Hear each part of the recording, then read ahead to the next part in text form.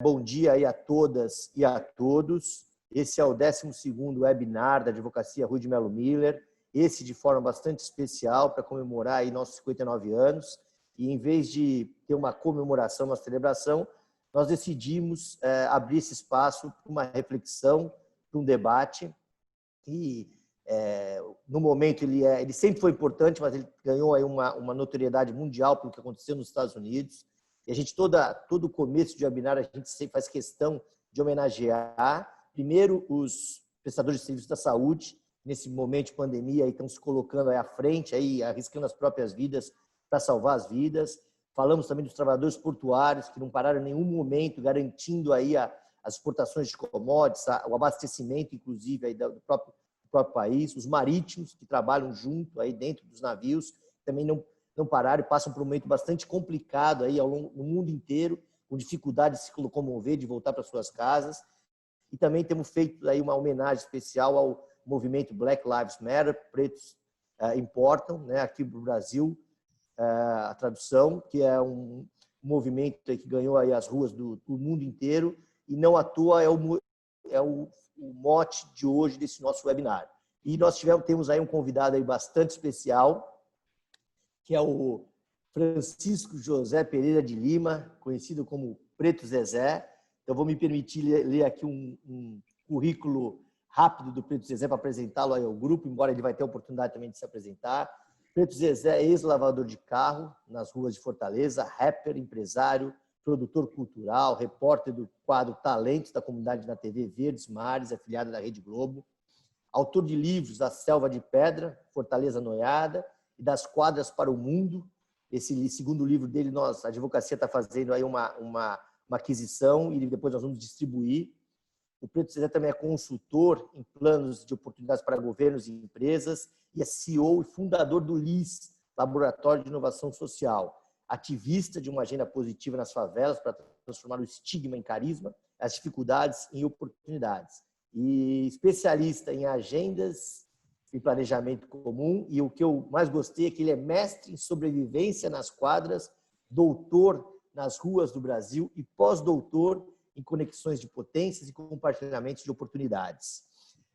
Fazer o registro aqui, né, da nossa diretora, Raquel Preto, tesoureira da OAB São Paulo, agradecer bastante a presença dela, como também de todos nosso público aí que atendeu aí ao nosso convite. Então, vou passar a palavra aí para uma primeira apresentação. Preto Zezé, para você falar um pouco para a gente da tua história, o que está fazendo a CUFA, quem é a CUFA, para depois a gente entrar nesse debate, nessa discussão aí que nós nos propusemos. Então, por favor, aí a palavra está com você. Bom dia a todos e todas. Eu queria inicialmente agradecer aí o convite, né, desse grupo aí. O Imelo, que eu já conheci aqui no bastidor, já tem uma trajetória aí de luta por direitos, né? Já tem um vínculo aí com o trabalhismo, com a defesa dos direitos das pessoas que mais precisam, então já fico feliz de estar em sintonia com essa caminhada nossa. Fico feliz também de ser um debate num setor que geralmente, são dois setores que eu fico conversando com os movimentos, que a gente dialoga pouco, que é a advocacia e a economia. A gente conversa pouco, porque os movimentos ficam muito presos na movimentação, no ativismo, mas não usam esses mecanismos, essas ciências e essas lutas, essas áreas que podem muitas vezes antecipar caminhos, né? Eu vou rapidamente citar um exemplo. Agora, o ministro Fachin despachou que as intervenções policiais em tempo de pandemia tinham que ter protocolos, estavam proibidas de serem feitas no Rio de Janeiro.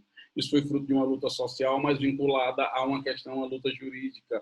Então, evitou que se fizesse milhões de manifestações, você gastar tanto tempo e dinheiro, e esforço físico e correr risco, né? Porque vai para a rua, através de uma ação jurídica e que você conseguiu, né, reajustar uma intervenção do Estado. A minha vida ela é muito padrão do menino que nasceu e se criou na favela. E, infelizmente, nós temos um dilema muito cedo, muito difícil, que é o de estudar e trabalhar. E aí eu tive meio que uma sorte, porque na época eu consegui mudar o meu horário de escola, eu tinha 12 anos de idade, pedia para minha mãe botar meu horário de escola para de tarde, porque eu lavava carro na rua, e de manhã eu ficava a noite inteira, e de manhã eu dormia a manhã inteira, acordava para almoçar e ia para a escola. Durante um tempo isso deu muito certo. Com o passar do tempo na rua, ela vai trazendo um monte de precocemente, né, você vai acessando uma série de vivências que, de repente, prejudicam até o seu desenvolvimento, né, a sua infância, a sua adolescência. Comigo não foi diferente. Infelizmente, grande parte dos meus amigos, uma grande parte morreu, outra foi preso pelas loucuras que a rua te oferece, né? Tem aquela sensação de liberdade que está lá, de você não ter regra nenhuma, mas é uma área extremamente perigosa, né? E muitas vezes esse divertimento, essa atração, ela é autodestrutiva. Daí eu tive uma sorte que no estacionamento tinha um deputado que depois eu fui descobrir que ele era do PSDB e tal, e ele era o primeiro secretário da Assembleia Legislativa do Estado. Ele sempre gostava de ir lá no lugar onde a gente lavava carro, né, levava a namorada e tal. Era um cara piadista, engraçado, apesar da aparência e da fama dele de Durão, ele era extremamente, pelo menos com a gente, era muito engraçado, piadista, muito acolhedor. E eu cheguei para ele e falei, pô, não quero pizza não, eu queria um dinheiro, que eu estava lá para arrumar um dinheiro. E ele falou, porra, tu é novo aqui, né? Eu disse, sou. Pô, tu chegou agora e já começa a botar banca. Botar banca é tipo meter uma marra, né? Não sei se tem esse termo aí. Aqui a gente tem que sempre fazer essa tradução aí do cearense para o resto do Brasil. E aí eu disse, não, porque eu estou aqui há um tempão, já é 3 horas da manhã, eu estou aqui desde cedo e não chega o dinheiro. E ele, pô, é o seguinte, o que tu quer? Eu disse, então arruma um emprego para a gente aí, se você é deputado. Ele me deu o cartãozinho dele. Cara, eu fui 13 vezes na Assembleia Legislativa daqui do Ceará. Sempre ele estava ocupado, aconteceu uma emergência, ele era chamado do plenário, ou então demorava demais eu ir embora, matava no cansaço. E aí eu desisti. E certo dia eu fui tirar o meu CPF, que tirava na agência dos Correios, e é mais próxima de casa, porque eu sou das Quadras. As Quadras é uma favela que se criou no meio da Aldeota, que é o segundo bairro mais rico, só perde para o Meireles, que é o bairro da área da Beira-Mar, né? E a favela se criou lá. Tanto que lá tá as torres de TV, tá os colégios mais caros, tá o centro comercial, é tudo lá. E as quadras ficavam perto desse boliche, perto da Assembleia. Então, o correio mais perto era da Assembleia. Eu fui tirar o meu CPF. Adivinha quem é a primeira cara que eu vejo na hora que eu entro nos correios para tirar o CPF? O deputado. Lógico que eu tava puto, eu já fui logo tirando onda. Porra, a política não presta, a gente promete e nunca cumpre. É isso mesmo. Aí ele já, piadinha, disse, você tá louco? Viu o homem de bigode mentir, você está pronto para trabalhar? Eu disse, tinha nada a perder também, porra. E hoje, lógico que eu tô. Então, nesse dia, eu fui lavar carro no estacionamento da Assembleia. E aí, cara, essa vivência do estacionamento, eu fui começando a conhecer um pouco os setores da Assembleia, fui trabalhando em todas as áreas. Só não fui para a diretoria geral porque ela era uma área de muita treta, de disputa, todo mundo queria trabalhar lá. Então, trabalhei no setor de material e patrimônio, divisão de comunicação, material e tombamento, gestão, recursos humanos, contabilidade. Então, fui passando por esses setores e fui meio que pescando um pouco do conhecimento de cada lugar lá dentro da Assembleia. E também o mundo político estava lá, então foi inevitável também não ouvir, não ver quem era, o que defendiam no radinho, na caixinha de som que tinha no estacionamento, que cada deputado estava falando. E aí eu conheci o rap, a música do rap, ela deu um estralo, porque na minha cabeça essa coisa de marca de roupa, de arma, de droga, esse ambiente urbano do glamour, do fetiche, das coisas do consumo era muito forte. Então, o rap, ele meio que deu um choque, porque ele passou a dizer que essas coisas não valem nada, cara. O que vale é o conhecimento, é o estudo, é as ideias articuladas. Então, pô, quem é esses caras malucos? E tinha uma música na época que era muito forte, e eu ainda estava escondido trabalhando no estacionamento e na rua, até que um dia o deputado me pegou e deu um choque, que só você fica na rua ou você fica lá na Assembleia. Eu tive que nunca mais eu voltei para a rua. E aí, nesse tempo, tinha uma coisa que era muito marcante, e hoje é mais ainda, a violência policial. E um cara de São Paulo chamado Taíde, um cantor de rap de muito tempo da época, ele gravou uma música chamada Homens da Lei, que era denunciando a violência já naquela época da polícia de São Paulo. Aí eu não acreditei, porque eu pensava, porra, como pode? Eu fui olhar o disco, tava lá um cara parecido com a gente, vindo de onde a gente veio, gravou um disco, cantou uma música denunciando, descendo a porrada na violência da polícia de São Paulo. Eu fiquei, não pode, isso não existe, não é possível. Então ali já experimentava a primeira ideia de liberdade de expressão, digamos assim, e era meio que um misto, porque como era uma questão cultural, com discurso social e tal, o hip-hop ele era meio que um misto de denúncia, autoconhecimento, diversão, entretenimento, protesto.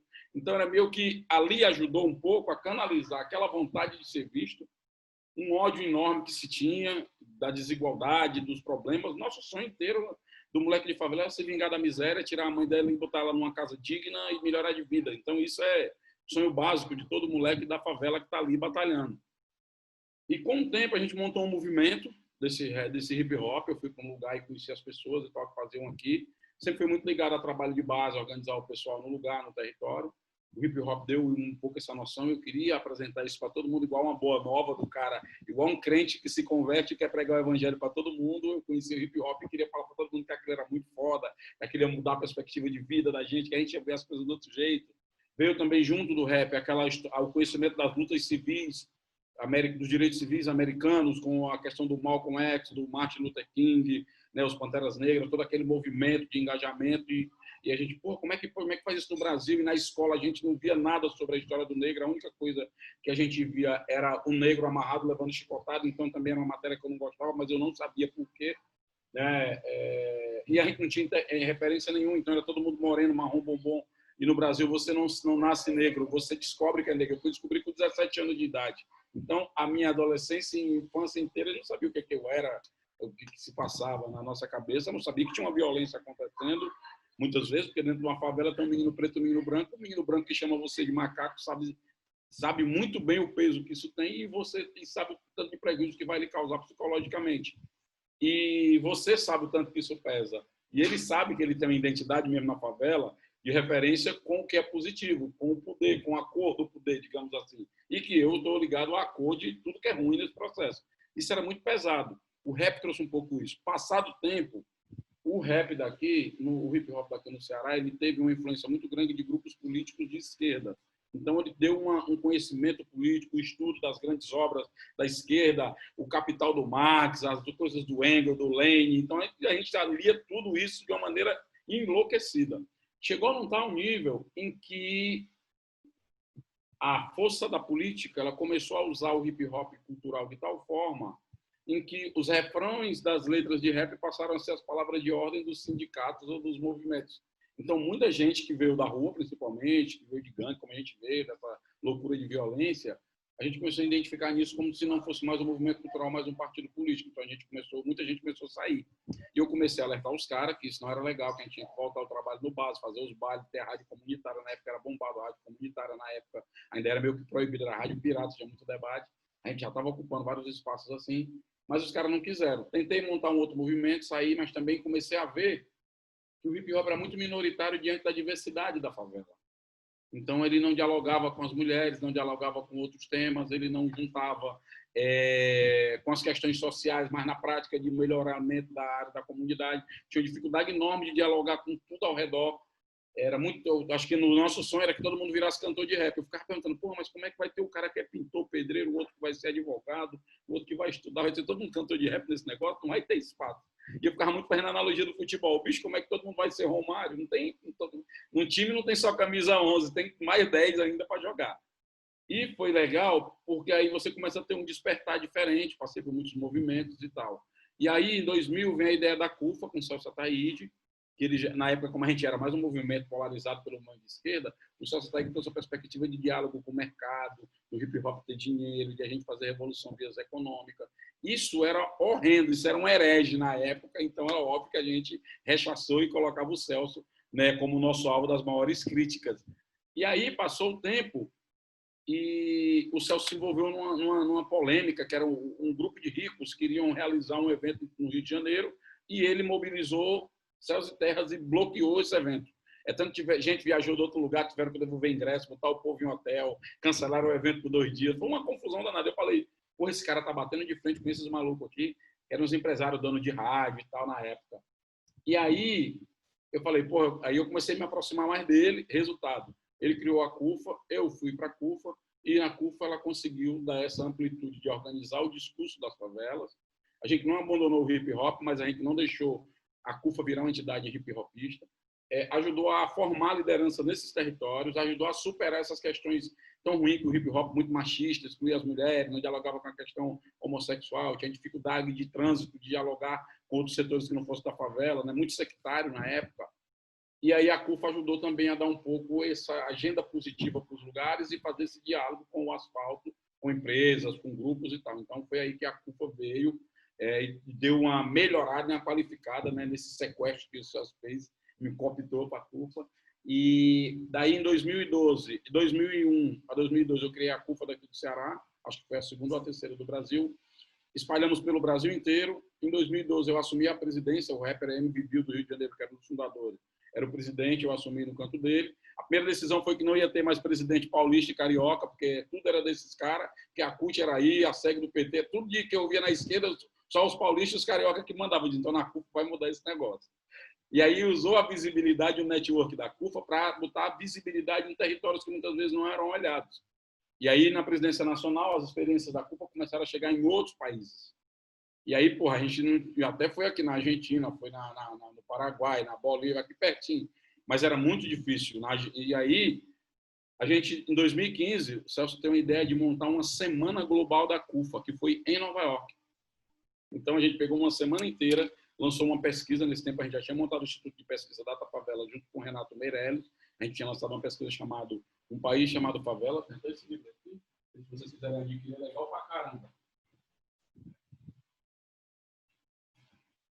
Essa pesquisa aqui, ó, muito legal, que foi a primeira pesquisa em 2015 que a gente fez, que a gente faz uma radiografia, a primeira no Brasil, eu acho, tão profunda sobre os impactos da economia dentro das favelas. Então, tem de tudo aí. Uma favela que mudou, levamos até o Lula na época, antes da pesquisa sair, falando que o povo estava já naquela época associando a melhora de vida não ao governo, mas a Deus, à família, aos amigos e tal. Uma pesquisa bacana. Lançamos essa pesquisa na Universidade da Colômbia. Depois fizemos um evento na SEG do Facebook, na Fundação Ford, no FedEx, que é um parceiro nosso no Brasil.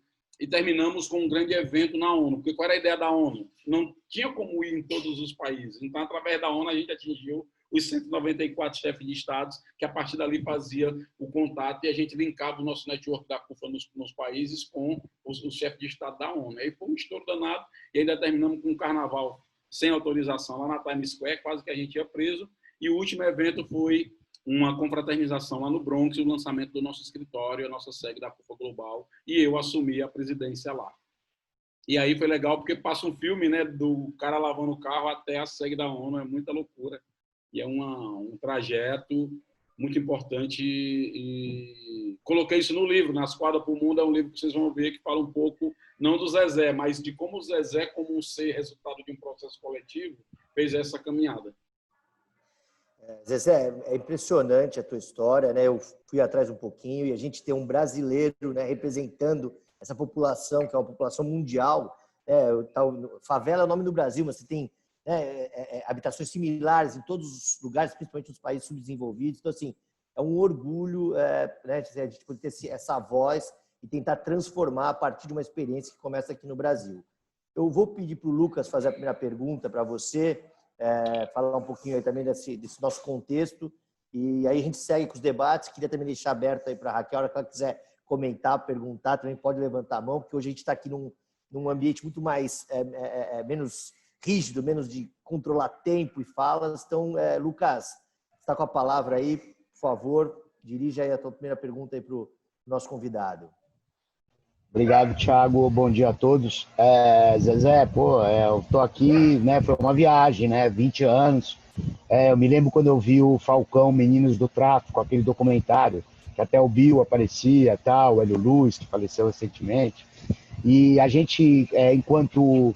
Nós somos uma organização de pessoas que tem que ter coisas em comum para trabalhar juntos, né? Nossa atividade é essa. Advogado dentro do escritório é isso, né? E quanto isso é relativo a lideranças, né? A pessoas com quem a gente olha e se identifica e acredita naquilo que estão fazendo. E eu acho que você você foi muito feliz com aquilo que você disse aqui. Você citou uma série de lideranças e aquela utopia. Não dá para todo mundo ser cantor de rap, não dá para todo mundo ser... Porque você se identifica com aquelas pessoas e isso é a verdadeira liderança, né? A liderança é aquele cara que você olha, te inspira e que você fala, puta, eu quero ser esse cara, né? Eu quero chegar lá, eu quero ter toda essa capacidade. Então, assim, a gente, quando recentemente o nosso escritório mudou de endereço e tal, a gente fez questão de pintar nas paredes algumas grandes cabeças. E como foi natural o movimento de ter lá o Mandela, de ter lá o Gandhi, de ter lá o Ali, de ter lá a Marta, Então, assim, liderança é com alguém que você se identifica e que independe daquilo que ela exterioriza como aparência, e sim daquilo que faz e daquilo que realiza. Então, assim, Zezé, como é que a gente vai conseguir fazer a rapaziada, fazer esse pessoal aí que com acesso à educação é mais difícil, enxergar essa liderança de vocês? Como é que a gente pode colaborar, como você disse, o ministro Fachin aí, dando uma modulada aí naquela pancadaria que estava acontecendo, naquela loucura? Como é que a gente, enquanto ser pensante na área jurídica, pode ajudar vocês com essa identificação, né? Eu me lembro do ministro Joaquim Barbosa, puto orgulho, né? Um cara que uma história bonita, chega lá em cima, enfrenta um monte de coisas, tal. Como é que a gente faz para isso acontecer? Como é que a gente faz para essa liderança e a rapaziada enxergar ela e querer seguir você, seguir o Bill, seguir essa turma toda?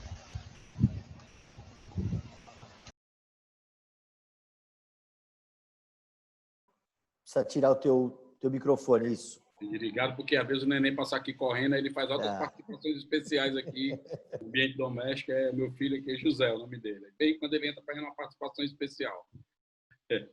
Eu penso que, Lucas, a gente se construiu num movimento, hoje está com grande visibilidade, a culpa por causa da questão que a gente entrou na pandemia, fez as ações que a gente está fazendo no Brasil inteiro.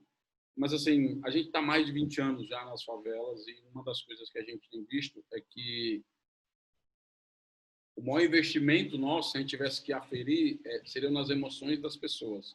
As pessoas, quando elas se sentem motivadas, quando elas se sentem parte de um processo de mudança, quando elas são trazidas para um processo em que elas não serão mais coadjuvantes da sua própria história, são estimuladas a serem dirigentes, isso mexe muito, né, cara? Porque a gente vem de um processo em que a gente é sempre colocado como subalterno, incapaz ou menor. Então, se você olha o tempo todo os processos, né, em parte porque a gente tivemos a parte de direitos extremamente prejudicadas, né, ausência de Estado, ausência de políticas públicas, ausência de direito, e a outra parte porque há um déficit na construção do país, que é um país que tem uma origem, se a gente tivesse um BO, né, a quantidade de crimes que o Brasil tem na sua Constituição histórica, desde a escravidão, assassinato de índios, roubo de recursos naturais, exclusão da população, e tudo isso colocado pelas elites econômicas e políticas do país como uma benesse, como um favor, como um grande acordo. Nunca esse povo passou por processos de constituição realmente de o que a gente quer chamar de nação. E daí o resultado hoje, essa desigualdade tremenda que a gente vê. Hoje eu vi uma pesquisa ontem nos números, o perfil dos óbitos do Covid é um homem negro e pobre, então, além de ter o jovem negro morto a cada 23 minutos no Brasil, agora também, na pandemia, o vírus, né? E aí é que é interessante, porque todas as pessoas dizem, todo mundo é igual, todo mundo no mesmo barco, então, a gente está vendo que pode estar todo mundo no mesmo naufrágio, mas tem gente sem boia, tem gente sem nada, e está morrendo afogado um monte de gente, enquanto tem gente de lanche, de jet ski, fazendo churrasco por aí. Então, quando você começa a construir um processo de empoderamento real, porque nós não estamos mais... o que muda, na época de movimento, a gente era muito reivindicador, militante, guerreado e tal. Não que isso não seja digno, nem um demérito ser assim. Mas a CUP escolheu um caminho de ser um caminho de soluções, porque na dificuldade, nós somos doutor em dificuldade. O Capa vem falar para mim, eu tive um debate com o pessoal da economia, que era um webinário da London School Economics, e aí botaram uma série de economistas e tal, os caras falando sobre a eficiência do Estado, sobre o Estado mínimo, sobre a agenda de austeridade, blá, blá. Eu falei, gente, eu venho de um lugar... Eu nasci, me cresci, o Estado já era mínimo lá, eu já conhecia, então eu já sou doutor de Estado mínimo, não tinha UPA, posto de saúde, tinha quadra de esporte, não tinha saneamento básico, não tinha infraestrutura, então o Estado faltava em tudo, e era um debate sobre questões tributárias. Interessante, porque eu colocava para ele, tinha mais, não era por falta de pagar imposto, não. O pão que a gente comprava lá na minha favela era do mesmo preço do pão do cara do Meireles. O problema é que o imposto de lá retornava para o cara. Então lá tinha iluminação, saneamento básico, segurança, limpeza pública, infraestrutura toda bonitinha. Parecia a Europa. No lugar onde a gente morava, o recurso não retornava. Então, quando se fala nesse debate sobre que tamanho será o Estado ou para que função será, eu acho que o Estado tem que ser máximo para quem precisa dele maximamente. Então, urgentemente, nós temos uma agenda pública para construir e isso está dentro também do processo de revelação de liderança. Então, na CUF, o que a gente fez? A gente começa a formar liderança, não tem um manual, como a gente tinha antes nos movimentos tradicionais, não há uma cúpula que fica discutindo quem será, nem disputa de corrente é permitida, tanto que na eleição há Hoje eu sou o presidente global. Daqui a pouco precisou, o Zezé volta aqui para o Brasil, vai ser o presidente da CUFA do Brasil para transitar e fazer tal nível de debate, porque você tem esse perfil tal para isso e tal. Então, se a gente escolhe meio que o melhor jogador para a circunstância da melhor necessidade da nossa instituição. Então, os títulos são importantes, porque demonstram a questão, né, que você precisa do título e tal, mas dentro da CUFA é meio que todo mundo de igual para igual. Se não vai reproduzir os mesmos modelos que a gente está vendo hoje, a hora que eu estou falando, não estou falando de uma extrema-direita que é racista, que é machista e tal, estou falando do campo progressista. As grandes lideranças do nosso campo progressista, político de movimento, são homens brancos de classe média, então nem eles conseguiram superar isso. Então a CUFA não será a reprodução desse processo, apesar de muitos de nós ter vindo desses lugares, ter se formado lá, né? Eu sou um cara de formação o tempo inteiro de esquerda, mas, assim, reconheço limites e reconheço, inclusive, equívocos gravíssimos que eu não quero reproduzir nesse lugar. Tanto que, na CUFA, a gente já definiu que 50% da liderança serão de homens, 50% de mulheres. E todas as CUFAs terão que cumprir isso. Do contrário, haverá intervenção para quem socorra. Então, isso não vira um grande debate nosso. Já é decisão, não tem debate. Então, por exemplo, para que a CUFA não vire uma instituição de brancos do asfalto bem intencionados, ou que seja uma entidade de favela com os classe média dirigindo, nós definimos que vai ter 10% de cota para brancos, e ponto final. E os brancos do Rio Grande do Sul e de Santa Catarina ficam batendo na porta para aumentar a cota de 10 para 15 para 20. Se deixar, eles tomam tudo. Então, assim, para você manter alguns equilíbrios e manter debates centrais que juntam o máximo possível de pessoas e de posições, porque, inclusive, o debate da favela, a CUFA luta pelo fim da favela, mas até que ela não acabe, teremos que lutar para ser um lugar melhor de se viver, e essa luta não é só da favela, como a luta do negro não é só do negro, é de toda a sociedade. Tá perfeito, Zezé. É uma visão aí. A gente ouviu aqui, eu vi a Raquel se movimentando, porque a gente dentro da OAB tá lutando para conseguir esse 50 por 50, que a gente conseguiu nas comissões, mas a gente não conseguiu ainda, né, na diretoria. Raquel, você quer dar uma palavrinha? Vou dar uma forma para vocês. Vocês sabiam que o único conselheiro federal da OAB é negro? É o único negro? É daqui do Ceará? Não sabia. Sabia? E ele está lançando... Você conhece, Raquel, ele? André Costa, o nome dele. Ele é advogado eleitoral, direito eleitoral. Meu amigão já, de uma CUFA. Hoje ele é advogado do governador do estado. É um cara qualificadíssimo. E ele está lançando agora, mandou inclusive a carta para o Felipe Santa Cruz, de 30% de negros, fazer um censo racial na OAB. Então, assim, toda uma luta gigante de uma mudança estrutural. Estou, inclusive, conversando para ver se a gente publica ou se junta forças para encampar esse movimento com ele, que é muito importante, só para vocês saberem. Depois eu posso até passar Ele já lançou um documento, inclusive, é bem fundamentado, 40 páginas, cita o Adilson, cita o Silvio Almeida, é bem fundamentado o documento. Ele sempre foi um cara de agenda, era do direito eleitoral, mas nunca deixou a agenda racial de lado. Isso também é importante, porque parece que os negros só falam de racismo. E não, ele fala de ele é um dos melhores do direito eleitoral do Brasil. Raquel, aproveita esse gancho aí, você está com a palavra. Oi, Preto Zezé, tudo bem? Prazer estar aqui com você, muito bacana ouvir suas considerações. E Tiago, Lucas, parabéns também pela iniciativa. Né? Acho que não haveria melhor forma de comemorar esse aniversário tão importante aí da advocacia, né? Da família de vocês, essa história tão bonita. Parabéns. Eu já parabenizei o Thiago, também estou te parabenizando, Lucas. São temas provocativos e eles precisam ser enfrentados, né? Porque transformar não é fácil. E muito menos é fácil quando os temas são tão arraigados e tão estruturais. O machismo é estrutural e o racismo também é. Né? E quando as coisas se convergem, a situação fica mais complicada. E aqui vai a minha pergunta para você agora, Preto Zezé. Você comentou a respeito de um esforço que vocês fizeram na CUFA para se questionar a respeito de uma série de coisas. Inclusive, você fez uma menção com relação ao hip hop e a abordagem um pouco violenta, né? Aliás, em algumas músicas extremamente violenta contra a condição feminina, né? E você comentou agora no final da sua manifestação a preocupação que vocês têm dentro da CUFA de não replicar modelos, que são modelos equivocados.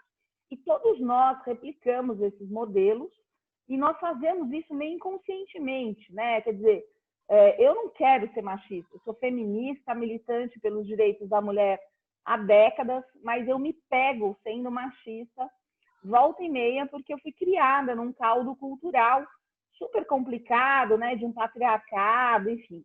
E assim é com o racismo, assim é com tudo. Então, a gente, na verdade, tem que ficar sempre se policiando, tem que ficar sempre se questionando para melhorar.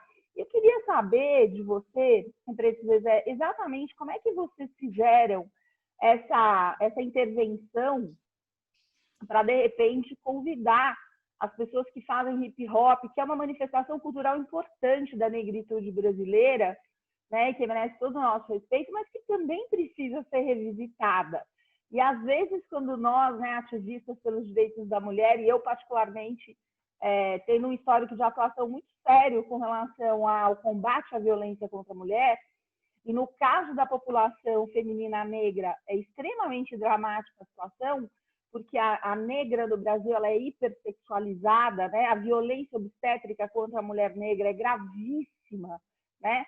Dá-se menos anestesia para mulheres negras em hospitais do que para mulheres brancas, porque entende-se que a mulher negra é mais resistente, né? E eu estou falando isso com base em dados estatísticos de estudos oficiais, né? Porque eu não sou adepta do terraplanismo, eu sou mais adepta da estatística, da ciência, né? Eu sou adepta da racionalidade, é disso que eu sou adepta. E eu queria que você contasse para a gente, Zezé, como é que foi essa intervenção, porque mexer um pouco com o hip hop é também uma questão difícil, porque é uma manifestação cultural espontânea, mas e aí? Como é que foi isso? De quem veio a ideia? Qual foi o resultado? Você pode contar um pouco para a gente? Porque a violência contra a mulher negra cresce no Brasil nas últimas décadas, né? Ela tem crescido, em geral, na pandemia está um horror, mas eu queria muito ouvir de você como é que foi isso, se já acabou, se ainda é uma ação que está em andamento, como é que está funcionando isso? Raquel, muito boa sua intervenção. Raquel Preto, ó, legal. O Preto virou sobrenome. E nasci no dia 20 de novembro, Preto. Olha aí, só faltou demorar, ficar mais 2 mãos de tinta, aí já era, já estava... Mas, minha amiga, eu acho que a primeira coisa é a gente, você tocou num ponto-chave, a gente acaba reproduzindo, porque o que a gente está vendo também no debate, principalmente nas redes sociais, que é um debate extremamente raso, é feito baseado em lacração e uma caça enorme por likes e views, é que o debate é muito rebaixado nas redes sociais. E aí vira uma fulanização. Mas porque fulano fez isso, fulano fez aquilo? Quando a gente não debate como uma questão estrutural, eu não possibilito que todo mundo colabore. E como é numa perspectiva punitivista e de culpabilização, eu não tenho abertura para que as pessoas refaçam suas condutas, para que elas reconheçam seus erros, para que elas reposicionem o seu caminhar. Então, isso interdita muito o debate no sentido de a mudança de valores real e a construção do desfecho concreto de resultados. Então, como a gente está num pragmatismo, trabalhando na base, não dá tempo para a gente ficar com seminário naquela viagem sem resultados. A gente tem que ter uma decisão agora e a coisa tem que andar agora porque a fome não espera.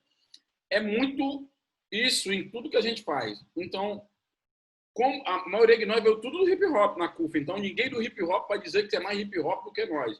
A CUF é responsável pelo maior prêmio de hip-hop que já teve, o prêmio Tulsa, que levou o hip-hop para um nível nunca esperado. Então, a gente fez eventos com Caetano Veloso, com Gilberto Gil, com a Rede Globo, tinha donos de empresa, grandes artistas do meio, todos os artistas já se misturaram com o hip-hop, ou seja, nós subimos o sarrafo da respeitabilidade do hip-hop para cá, para ver se construir um outro referencial que não fosse todo mundo querer que o Brasil virasse uma grande república de gente de boné e calça larga.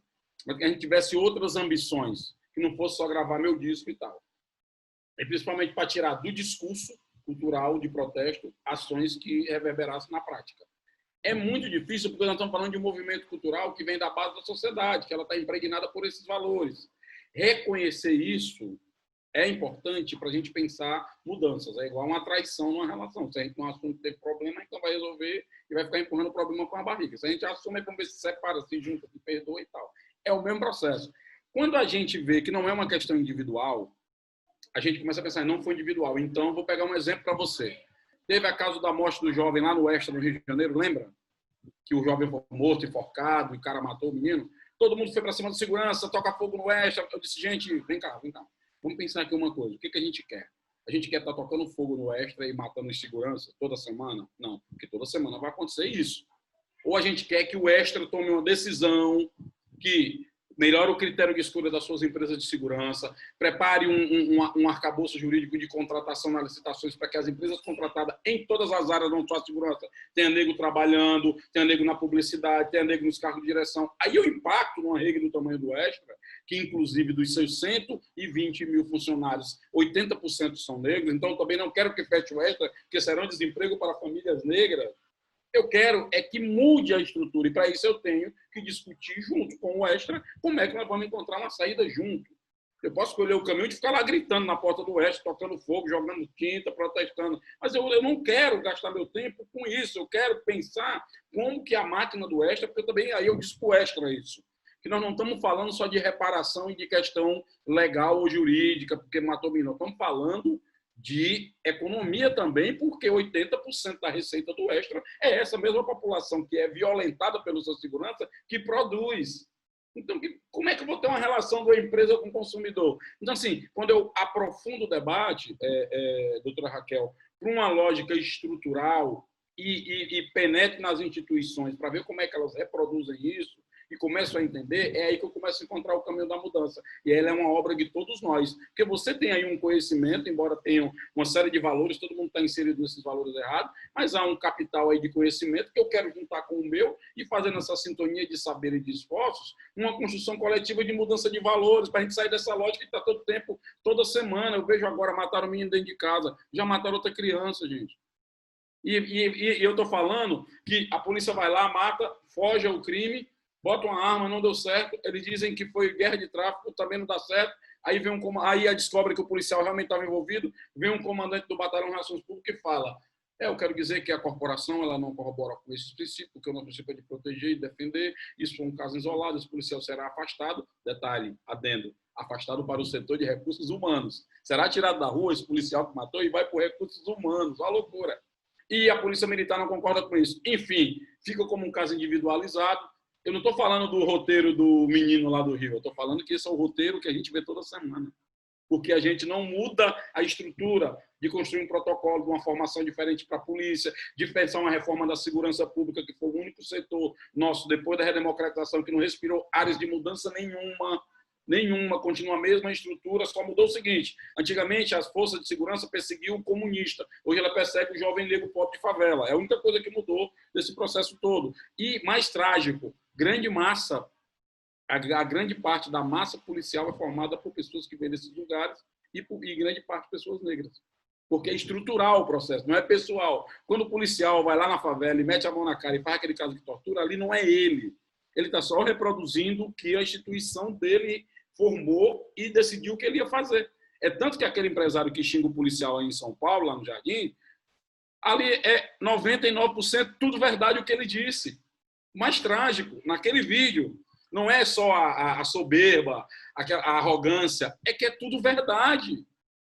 Tudo que ele disse ali é verdade. O policial vai lá na periferia e desce a porrada, mas ali ele fica mansinho e tudo. E é isso mesmo, eu ganho um monte de dinheiro, você não vai nada comigo, eu vou ligar para o seu chefe. Ali é o retrato da estrutura brasileira e como a segurança pública é a estrutura construída no Brasil de manutenção de desigualdade de todas as ordens, ela é construída dia a dia. Então, nós precisamos juntar as mãos, precisamos de pessoas que estejam nessa mesma sintonia. O Brasil passa por um momento de frequência muito ruim do debate público, e eu tenho aconselhado meus amigos, se a gente quer construir algo, a gente que quer realmente algo concreto, vamos nos juntar e sair dessa frequência, dessa loucura que está aí, porque nessa frequência louca de negacionistas, de ódio, de agenda maluca, eles são melhores do que nós, porque nós não somos malucos, não somos negacionistas, nem somos da agenda do ódio, nós queremos resultado.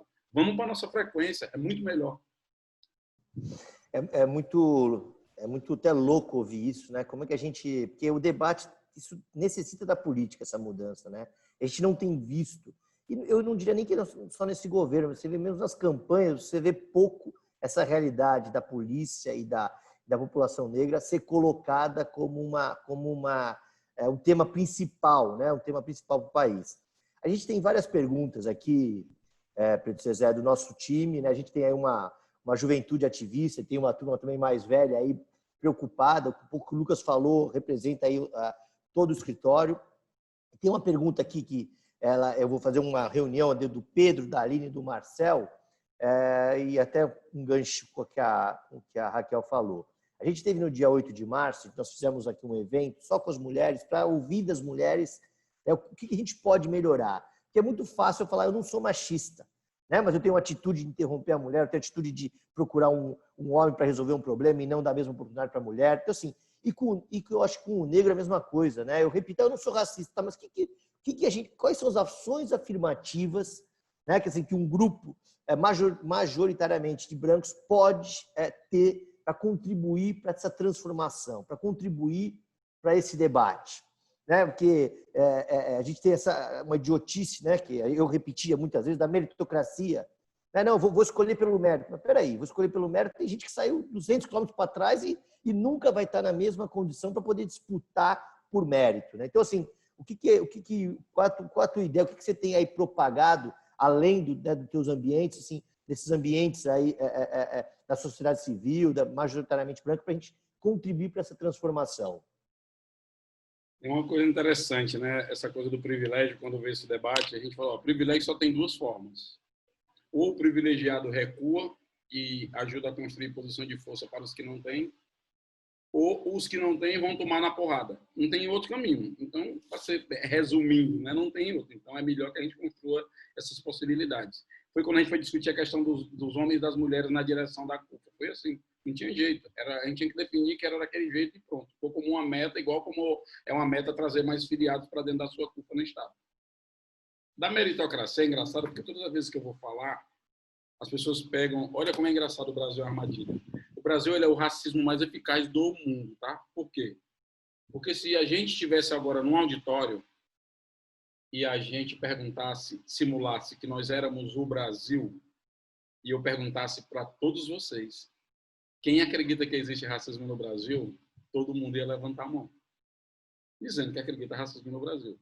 E eu dizer, a sociedade brasileira, o Data Preto Zezé constatou que 99% da população do nosso país, aqui presente nesse auditório, acredita que existe racismo no Brasil. Agora eu faço a segunda pergunta, povo brasileiro. Quem é racista aqui? É impressionante. Vocês podem fazer esse exercício em qualquer grupo, em qualquer classe social, em qualquer movimento, em qualquer organização. Vai dar o mesmo resultado, porque ele é muito sofisticado. É um sistema que existe, todo mundo assume que ele existe, todo mundo já viu acontecendo, mas ninguém pratica. É impressionante.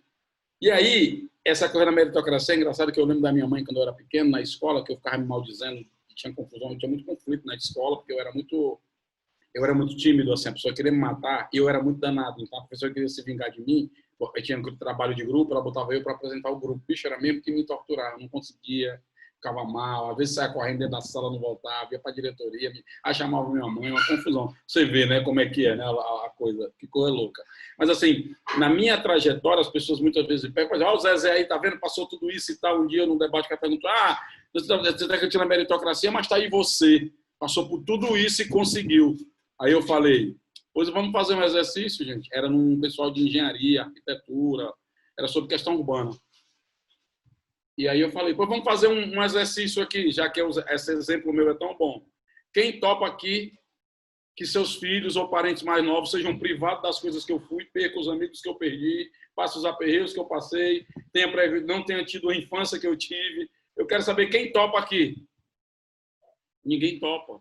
Então, eu não sou um modelo. Não dá para pegar a minha exceção para transformar numa regra. Isso é mais injusto ainda quando você quer naturalizar, a partir do meu exemplo, um caminho ou um modelo para legitimar só torna mais escroto ainda o discurso de meritocracia, que é inacreditável, cara. E a minha mãe dizia na escola, você tem que tirar sempre mais de 10. Você tem que tirar sempre mais do que todo mundo. E eu ficava com aquele negócio na minha cabeça, aquele silêncio esmagando, querendo esmagar a pergunta na minha cabeça. Mas como é que tu vai tirar mais de 10 se as condições para ti é 100 vezes mais atrasado? Isso ficava ali, cara, aquele fantasma, aquela coisa, e eu querendo. Como é que eu vou tirar mais de 10 se eu estou 100 vezes atrasado? E até que um dia eu conversei isso com minha mãe, um dia minha mãe falou isso, eu falei, mãe, porra nenhuma, não vou tirar porra de mais de 10 nunca. Nós estamos mais de 100 anos atrasados. Isso não existe. E era a reprodução, né, inconsciente dessa lógica meritocrática. Por isso que o racismo no Brasil ele é funcional, ele é eficaz, porque ele opera, inclusive, quando a pessoa diz, mas os negros são os próprios racistas. Existe coisa mais trágica do que uma mulher ser machista com outra mulher? Existe coisa mais trágica do que um negro ser racista com outro negro? Parece que acaba, né? Parece que a gente escamoteou o debate, que resume aí. Não, isso só torna mais grave os processos de dominação, torna mais complexo ainda a mudança. E aí é necessário, por isso que é necessário, aí os meus amigos de movimento, há várias tendências também, uma maneira racista de colocar o debate, achando que os pretos é tudo igual. Ou então que os pretos pertencem a um tipo de discurso. Não, tem preto hoje, nós estamos vendo, inclusive, tem pretos que têm tendência a um discurso mais conservador, mais liberal e tal, e tem preto disso, tem preto disso, tem preto de todo jeito, como tem branco de todo jeito. Então é também um mito do racismo que cai. Agora que tem negro discutindo, apesar de, muitas vezes, os negros vão ser chamados para discutir problemas. O negro discute economia, o André Costa discute direito eleitoral. Então você começa a desanuviar o negócio e começar a aprender. E digo uma coisa, vamos com calma, não é um processo para amanhã. O primeiro processo é uma responsabilidade de todos nós. E sendo responsabilidade, todos nós temos o papel de mudar essas questões. É um caminho realmente longo. Mas não me pegue com esse copo de unicórnio tomando água cor-de-rosa. Zezé, eu quero pegar uma outra pergunta que tem aqui, que é da Aline e da Amanda, e também um gancho que você estava falando da polícia militar, né? O porquê dessa guerra contra as favelas, né? Porque essa brutalidade que a gente tem visto no Rio de Janeiro assim é chocante.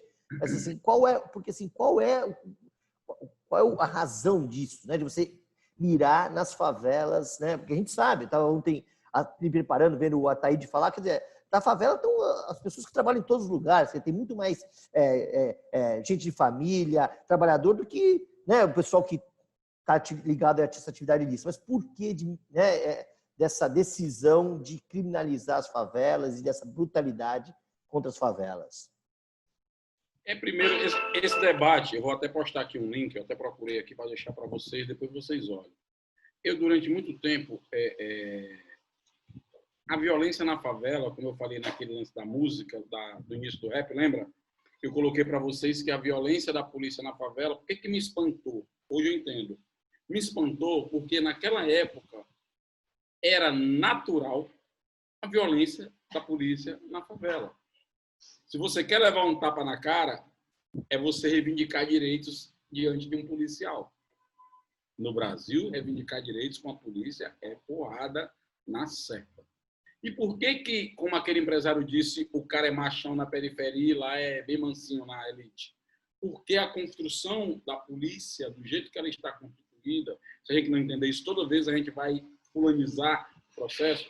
O que foi? A ditadura militar, a Força de Segurança tinha um perfil, que era aquela coisa do inimigo interno, aquela construção. Precisou sempre de um inimigo para justificar milhares de atrocidades e sumir com gente, matar gente, torturar gente. Quando tem a redemocratização, que sai a Constituição, você vê lá que tem o SUS, aí vem agora o SUS da assistência, ou seja, constitui-se uma democratização também da estrutura de Estado. A Constituição garante direitos fundamentais para a população, né, que o Estado tem a obrigação de suprir com aquelas questões, né? É até uma coisa que eu estava discutindo com os economistas, que todo mundo agora está se juntando nas suas diferenças para defender a democracia. Isso é muito importante, porque a democracia é tipo uma regra do jogo, que o meu time pode perder hoje, mas amanhã pode ganhar, mas eu tenho que manter as regras do jogo. Mas essa luta por democracia, ela não está desvinculada de uma luta também por uma agenda econômica democrática, que não é o que nós estamos vendo. Então, não tem como desvincular a luta pelas regras democráticas, inclusive contra uma agenda que é contra a Constituição. A agenda econômica que está aí, ela é inimiga da Constituição do Brasil, na medida em que ela ameaça a garantia dos direitos constitucionais de saúde, educação e papapá, que a Constituição garantiu. Então, a Constituição, como é o teto, é a mãe de todas as leis, a garantia é ela. Isso é uma coisa que eu estou pautando sempre com os amigos que eu estou discutindo, que estão querendo desvincular o debate da democracia da economia. E para nós, que estamos na base da pirâmide, a economia é central do debate. Porque hoje, para as pessoas, a economia, dinheiro no bolso, saúde e comida é o central para mais de 100 milhões de pessoas no Brasil. Temos pesquisa, inclusive, sobre isso. Voltando para a segurança. Eu fiz essa música chamada O Outro Lado da Farda, que eu vou mandar aqui no grupo, depois vocês olham no YouTube. Esse vídeo foi feito por policiais, tá? Vazou a música na internet e os policiais fizeram. A minha relação com a polícia, e aí eu falo com os amigos, eu falo para eles assim, amigo, eu vou falar uma coisa com autoridade. que é a relação da polícia sempre foi de porrada, cara. A relação que eu tive com a polícia foi de extrema violência da polícia, sempre. Então, existe trauma, existe medo, existe um... E aí, quando você entende o histórico, o que foram as forças de segurança contra movimentos sociais, o que a gente faz na periferia e tal, você vê que o negócio é mais grave ainda. Mas é preciso entender coisas que eu aprendi convivendo com policiais e trabalhando com secretário de segurança. Convivendo. A primeira coisa para a gente mudar é entender que existe o problema e é uma coisa todo nós, porque os policiais vêm da base popular. A maioria dos policiais são pobres, são trabalhadores, negros, vêm moradores de periferia. Eles perguntam, porra, como é que o cara reproduz isso? Essa música eu fiz do outro lado da farda, porque eu comecei a conviver com os policiais e um dia um policial me chamou assim, Zezé, você é do rap, né? Da CUFA denuncia a polícia e tudo. Mas, porra, mas quem defende a polícia? Aí o cara me contou uma porrada de casos, o sargento Salomão. Hoje ele é tenente, ele trabalha na segurança da esposa do governador. Eu fiz a música, inclusive, todas as que eu falava, eu dizia, essa música aqui é para o tenente Salomão, que ele foi o cara que, quando era sargento ainda, ele me deu esse choque. Falou, ó, participei de tais coisas. Ele começou a citar um monte de coisas que ele fez e que, em parte, a instituição sufocava ele e, outra parte, a sociedade não reconhecia. Então, olha isso, que loucura. Porque a gente vê a violência policial ali e acha que ali é só a violência policial, ali são pessoas. Ali são trabalhadores da segurança pública. E onde é que há o problema central? Por que aquele empresário está correto? Porque as forças de segurança pública, do jeito que elas estão constituídas no Brasil, como não foi feita nenhuma reforma, a segurança é a única estrutura do Estado que não respirou nenhum ar de redemocratização, gente. Nada. Nada. E era a minha grande rixa, e eu comecei a escutar o Genro, na época foi ministro da Justiça, com Lula, que a minha grande queixa é que eles não fizeram a reforma da segurança pública e o resultado é que todos os governadores, do mais à direita ao mais à esquerda, reproduzem a mesma agenda que é desde o início do fortalecimento de uma lógica de segurança baseada em propriedade, em defender propriedade, em defender mais efetivo, munição, viatura, mais prisão. O resultado é uma das maiores populações carcerárias do planeta, a maioria pobre, jovens, negros. O resultado é a polícia que mais mata, mas também a que mais morre. O resultado é uma estrutura caríssima para o Estado e os índices de violência que não diminuem. E com a expansão de cadeias federais, prisões federais, você tem uma nacionalização também do crime, de facções que saíram do Rio e São Paulo, que estão no Brasil inteiro e está essa loucura no país. Onde entra a polícia nisso? Na atual ordem das coisas, a polícia, é o que eu tenho conversado com os policiais, ela incorpora o sentimento do super-homem. Você tem que resolver tudo, e de preferência na porrada e na bala, que é um apelo da sociedade. Há uma legitimidade para esse discurso. Há uma autorização da ordem maior do governo federal de que a polícia tem que passar fogo. Você tem um dirigente, o governador do estado, dizendo para mirar e atirar na cabecinha, essa ordem está dada para garantir e para botar neste policial a responsabilidade dele resolver as coisas na porrada. Com a diminuição do Estado de Direitos, da política social, tem um processo que já é um tempo que vem andando no Brasil, das experiências neoliberais, que é a transformação de problemas sociais em casos de polícia. Por isso, tantos problemas de polícia. Eu vou dar um exemplo. Violência, que a gente falou. Se você pegar os estados de quantas vezes ligam 190 para a polícia do estado de São Paulo, é o mesmo no Brasil todo, com a média. Você vai ter em torno de 50% a 60% de ligações para um item que a polícia chama de embriaguez e desordem. Essas ligações elas começam sexta-feira, a partir das 6 horas da tarde, e elas vão até segunda-feira de manhã, de madrugada. Por quê? Quando você adentra em embriaguez e desordem, você descobre que você abre esse dado, que tem lá um cara alcoolizado, batendo na mulher e nas crianças. Então, você tem a violência, que está terminando em feminicídio muito, e não tem reduzido mesmo com a lei. Eu sou aqui do lugar onde tem a Maria da Penha, e os índices de violência contra a mulher não estão reduzidos mesmo com a lei, provando que a nossa lógica punitivista, que mergulha nessa lógica de polícia autoritária também não tem funcionado. Você tem violência contra as crianças, e uma questão que a gente poderia reduzir sem precisar mandar a polícia. Porque o que acontece? Quando eu ligo 90 para esse caso, o policial vai lá, não é preparado para respeitar esses lugares, porque esses lugares não são lugares de direito. Então, o primeiro problema é invade a propriedade. Invasão da propriedade. Acontece direto isso. Segundo problema, vai neutralizar o cara que está bebendo, descendo porrada em todo mundo. Vai usar a força. No uso da força, ele não tem aquela coisa mediada da arma não letal. O cara vai dar um sacode, porque antigamente as mulheres, inclusive, chamavam, quando não tinha Maria da Penha, eu lembro, lá na minha quebrada, nas quadras, as mulheres chamavam para dar um susto. Então dava um cascudo, passava até o efeito da cachaça no cabo, o cabo estava valente, ficava manso. Com a Maria da Penha, não, o cara é preso, vai embora. Isso, inclusive, parte desses problemas dos feminicídios acontece porque as mulheres não dependem financeiramente dos homens, tem que conviver com essa violência, porque se o homem for preso é uma quebra na economia, no orçamento, fica dependente financeiramente do cara, do agressor, e acaba terminando em morte. Resultado, chega na delegacia, depois desse bolo todo, o policial, o cara que ocasionou todo o caos da embriaguez e desordem, e a mulher e os meninos. A mulher e os meninos que solicitaram o serviço do policial para resolver esse problema de violência, elas vão virar testemunhas de acusação. O Papudinho, que causou todo o estresse, Papudinho é um cara que gosta de tomar uma cachaça, ele fica papudo com a bochechinha, é um apelido Papudinho, traduzindo aqui do cearense, tá? Ele vira a vítima. E o policial que foi prestar o serviço vai virar o réu. Quando eu podia ter um grupo de mulheres bem atuante no território, fortalecido, quando eu podia ter uma política de infância e juventude muito forte nas periferias para proteger as crianças e adolescentes dessas questões, quando eu podia ter um movimento de alcoólicos anônimos cuidando desses caras que têm um problema de alcoolismo, quando eu podia ter um controle de circulação da bebida nos bares, e não adianta vir com esse papo populista.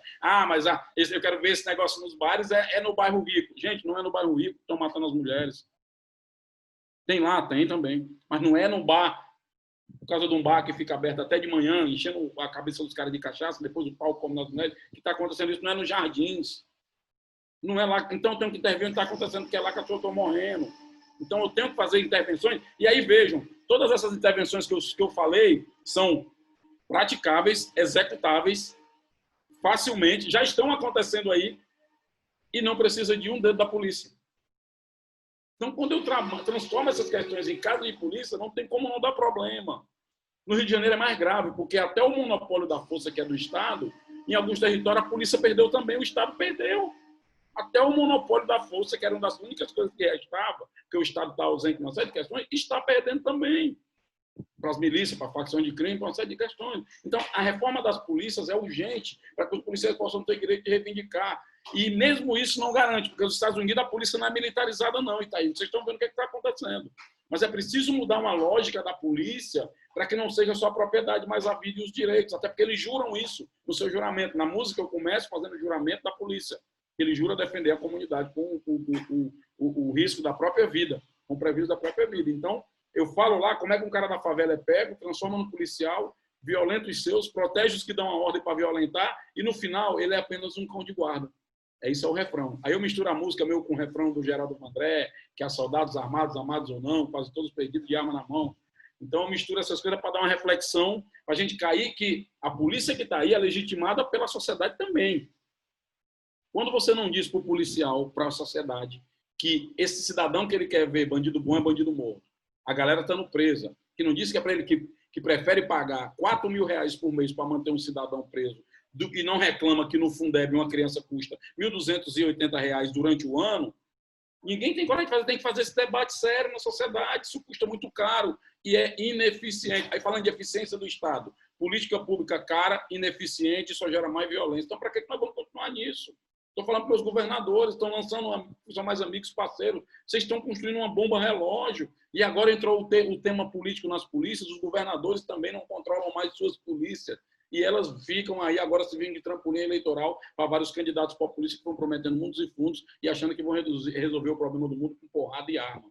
Está provado que não resolve.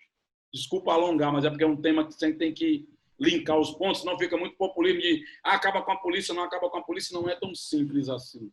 E policiais, pelo menos no nosso entendimento agora, prefiro acreditar que são trabalhadores da segurança e como trabalhadores precisam ter direito, proteção e precisam ter controle social sobre uma atividade essencial que não tem, precisa democratizar a estrutura policial que não é e precisam outras políticas públicas para que a polícia fique onde ela é necessário ficar e não resolver tudo. Desde briga de bar, gato que sobe em árvore, até velhinho que não... Eu já vi policial, eles mandam as fotos para mim, eu dava aula para as polícias. Eles mandando foto para mim, gente, de tirar a velha de cama, porque idoso mora só, trocar botijão de gás de pessoas, levar gente paralítica para o posto de saúde. É uma porrada, é porque não aparece essas coisas.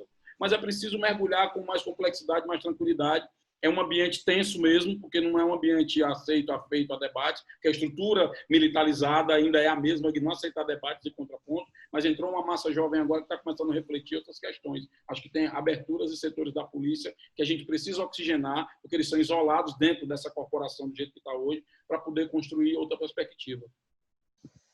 Obrigado, Preto. Realmente o problema é essa política de encarceramento não levou a gente a lugar nenhum, né?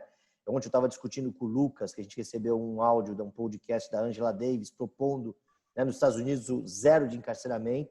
E sabe como isso é difícil, né? Quer dizer, você pensando pelo lado da vítima também, quer dizer, então assim mas eu acho que o problema está realmente tendo essa estrutura e como sempre na cúpula, né? Eu não vejo interesse da cúpula de mudar isso.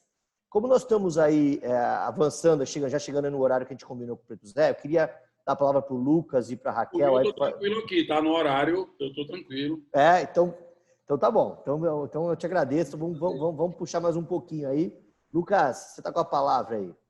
Assim, é muito interessante, né? Eu sou uma pessoa extremamente pragmática, né, Zezé? Então, para mim é assim, você tem uma ideia que parece que vai dar certo, vamos colocar ela em prática e vamos olhar ela depois para ver o que aconteceu. Pô, não está chegando no objetivo? Não. Vamos ajustar. Não está chegando no objetivo? Não. Nós precisamos sentar, voltar para a prancheta, pensar de novo e colocar outra coisa de pé. Então, assim, eu gosto muito de uma parte desse teu discurso, porque com toda a capacidade financeira, bélica e de encarceramento que uma nação como os Estados Unidos tem, ela não conseguiu reduzir em nada a questão da violência nem da criminalidade, né? Então, assim, esse é um modelo que não funciona, que não deu certo e que está vencido. E que, como você bem observou, além dele não atender o fim para qual ele foi criado, ele criou um segundo problema, que você tem uma estrutura do Estado que ela é visível quando faz tudo errado e invisível quando está fazendo um trabalho comunitário verdadeiro, e que fica lá como se fosse um Judas malhado na praça pública, né? Então, assim, o que eu estou vendo lá, né? A disputa nos Estados Unidos tentando desfinanciar a polícia. Uma outra ala querendo que a polícia tenha mais envolvimento comunitário, né? Aí eu vejo as UPAs aqui no Rio de Janeiro, as UPPs, na verdade, né? E falo, puxa, mas ai que modelo difícil, né? Ai que coisa difícil. Então, o Preto, não está na hora da gente ter um acordo nacional, uma política de Estado em cima de criar uma geração que tenha uma educação um pouquinho melhor, para a gente tentar ver se daqui a 20 anos, com uma massa de pessoas, como você disse, essa juventude chegando na polícia, tal, com um pessoal com um pouquinho mais de informação, com um pouquinho mais de condições, um pouquinho mais habilitado para o debate, nós não conseguimos recriar alguns modelos e rever algumas instituições aí, porque sem dúvida nenhuma, eu costumo dizer que a justiça tem falhado muito, porque se todo ano eu tenho mais processos, menos processos e mais gente descontente, não é possível acreditar que fazendo a mesma coisa eu vou ter um resultado diferente. Então, assim, nós estamos no momento de parar, olhar e falar, cara, eu não quero mais esse resultado, nós precisamos mudar a atitude, assim, no teu sentir, no teu saber, o quanto isso pode ser transformador, a questão dessa turma aí. Eu lembro do café da manhã dos Black Panthers, né, como é que o moleque vai para a escola de barriga vazia, gente? Como é que ele vai aprender? Como é que ele vai conseguir? Então, assim, não está na hora, gente, da gente efetivamente acreditar que o policial é alguém que tem que participar da comunidade, que tem que ir na escola, que esse assunto tem que estar lá dentro da escola, que é ótimo estudar a história, aquele livro horroroso que a gente tem, com aquele monte de mentira. Não está na hora da gente trazer isso um pouquinho mais para dentro da escola, não, e preparar essa turma para mudar o Brasil, porque acho que a nossa geração está meio complicado isso. Tem um processo de transição, né? Eu acho que eu estou fechado com você nesse aspecto, mas eu estou preocupado com a transição, como chega. Porque todos nós temos um mapa de como chega, de onde está o foco e a solução do problema. O difícil é a trilha, a caminhada, né? E a caminhada é meio que como se a felicidade existisse. O caminho da felicidade existe, mas é uma trilha bem estreita e meia selva triste, como fala no rap. E aí a minha questão é como é que nós vamos montar a nossa tropa para desbravar essa mata. E aí é um ambiente extremamente hostil, porque ele é reativo a mudanças estruturais, ele é cheio de armadilhas, ele é cheio de contradições, e no momento a sociedade brasileira vive uma luta insana pelo monopólio do bem, então tem alguém que é sempre melhor que o outro, sempre bom que o outro, é uma guerra louca. Mas, assim, a gente tem a tradição de não... E aí eu acho que isso é uma coisa Eu vi uma experiência, andei em alguns lugares do mundo, tive sorte em muitos lugares do mundo. E a Suécia é um dos países muito próximo a nós. E eu vi um debate jurídico uma vez na TV, sueca, na época eleitoral, que era um debate do meio que o ministro da infraestrutura, o Ministério da Infraestrutura lá.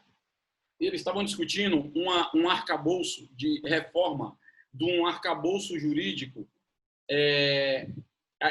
O setor liberal, mais liberal, defendia a flexibilização e o social-democrata defendia a radicalização ainda mais de um controle, que era um mecanismo que garantia, traduzindo aqui em miúdos e resumido, tipo assim, meu irmão, começou a construir uma ponte no governo social-democrata, perdeu a eleição, o governo liberal vai ter que terminar aquela ponte.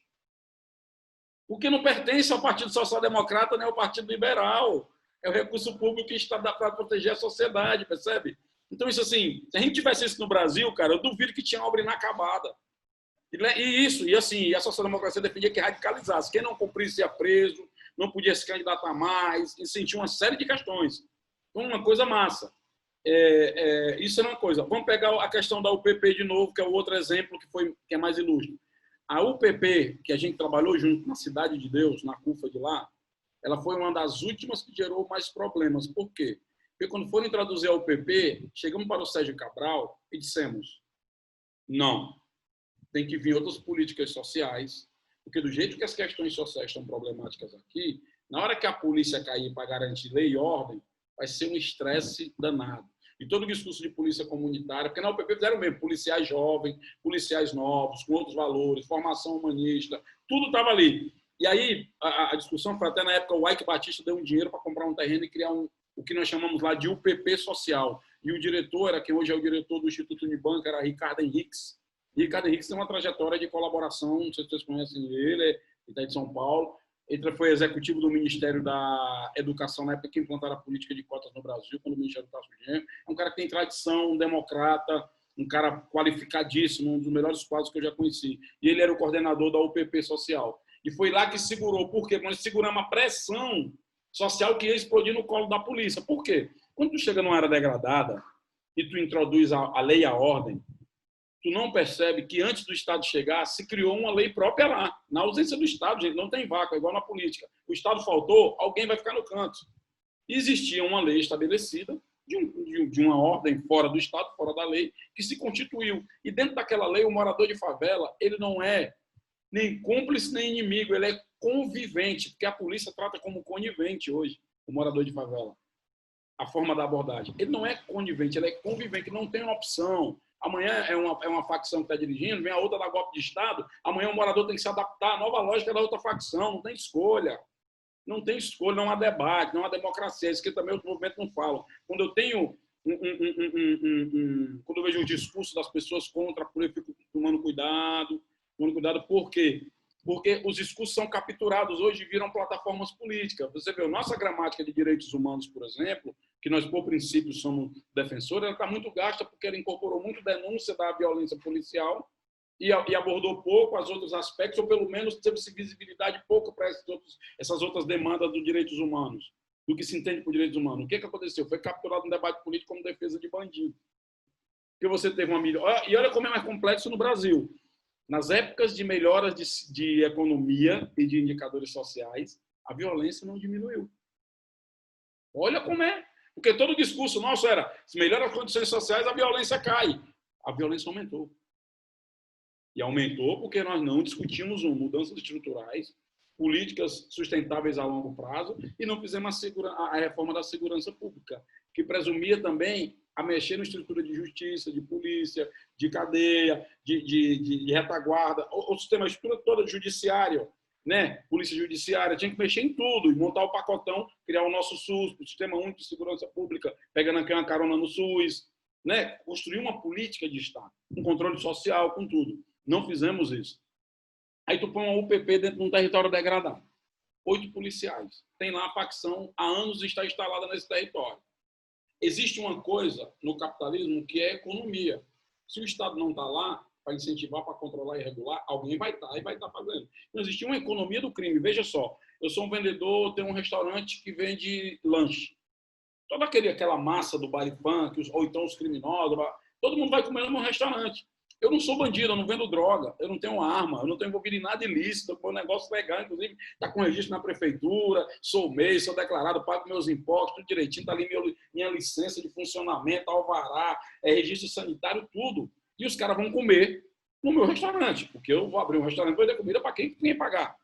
Então, quando eu boto a UPP, eu quebro isso. Eu estou falando do restaurante, mas se você for mecânica, que é um negócio forte na favela, a parte de comércio e serviço, a parte de vestuário, a parte de cosmético, mulheres, né, cosmético, cortar cabelo, você tem toda uma quebra naquela economia. E como você manda só a UPP, tu mandou a UPP para criar uma ordem ideal dentro do mundo do Mad Max. É normal que o mundo do Mad Max vai reagir.